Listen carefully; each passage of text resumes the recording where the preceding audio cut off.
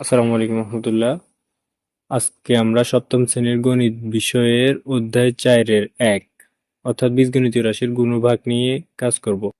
তো এখানে বলা হয়েছে যে প্রথমে বলা হয়েছে যে প্রথম রাশিকে দ্বিতীয় রাশি দ্বারা গুণ করো।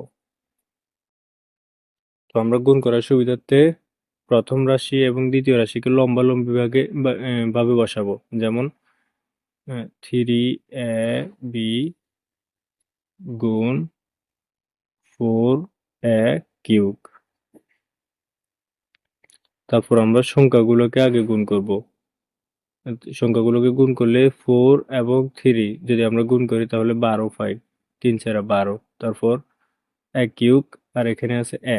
তাহলে বীজগণিতীয় রাশির ক্ষেত্রে বীজগণিতীয় রাশির গুণের ক্ষেত্রে একই চেহারার একাধিক সংখ্যার জন্য একটা সংখ্যা বসে। একই চেহারার একাধিক সংখ্যা এখানে a রয়েছে। দুইটা a এর জন্য একটা a। তাহলে আর নিচের a এর উপরে পাওয়ার রয়েছে, পাওয়ার 3 রয়েছে, কিন্তু উপরের a এর উপরে কোনো পাওয়ার নাই। তাহলে আমরা মনে মনে ধরে নিতে হবে উপরের a এর উপরে 1 আছে। আর গুণের ক্ষেত্রে পাওয়ারগুলো যোগ হয়। তাহলে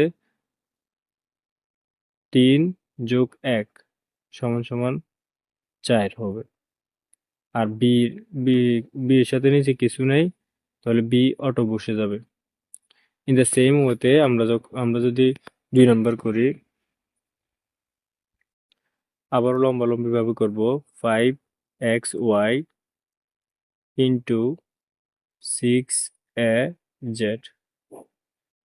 তাহলে আবারও আমরা আগে সংখ্যাগুলো গুণ করে ফেলবো। তাহলে 5 6 30, 30 এ এর সাথে উপরে কিছু নেই, তাহলে এ বসে যাবে, এক্স বসে যাবে। সেম সেম ভাবে আবার ওয়াই বসে যাবে, জেড বসে যাবে, শেষ। এবার 3 নাম্বারও সেম ওয়েতে আমরা আগে প্রথম রাশি এবং দ্বিতীয় রাশিকে লম্বালম্বি ভাবে বসাবো।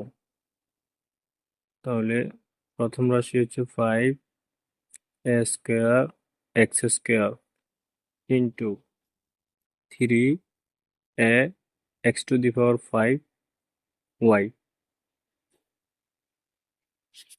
এবার আমরা সংখ্যাগুলোকে আগে গুণ করব। তাহলে নিচে আছে 3 উপরে 5, তাহলে 3 5 15। তারপর নিচে এ আছে, উপরেও এ আছে।